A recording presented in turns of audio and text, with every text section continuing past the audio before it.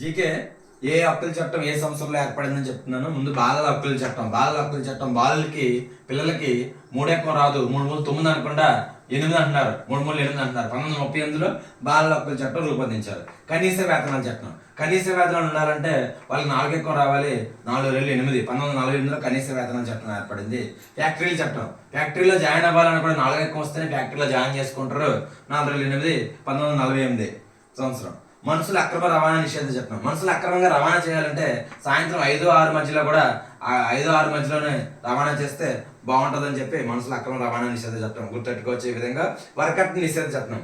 ఎంత అరిసినా సరే రూపాయి కూడా, అరిస్తే 6 అరిస్తే 1 రూపాయి, అరిసినా సరే రూపాయి కూడా వరకట్నం ఇవ్వద్దు అని చెప్పేసి దాన్ని ఆ విధంగా గుర్తుపెట్టుకోవచ్చు. వెట్టి చాకరి.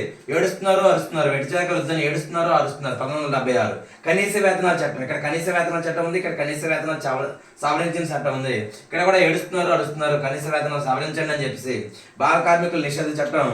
ఇక్కడ బాల కార్మికులు బాలలు కాబట్టి వీళ్ళు 6 7 8 ప్లేస్లో 6 8 9 అని చెప్పి 6 టేబుల్ కరెక్ట్గా 6 8 9 అని చెప్పి అంకెలు రావట్లేదు వీళ్ళకి. ఈ విధంగా కోడింగ్ రూపంలో గుర్తెచ్చుకోవచ్చు. Thank you.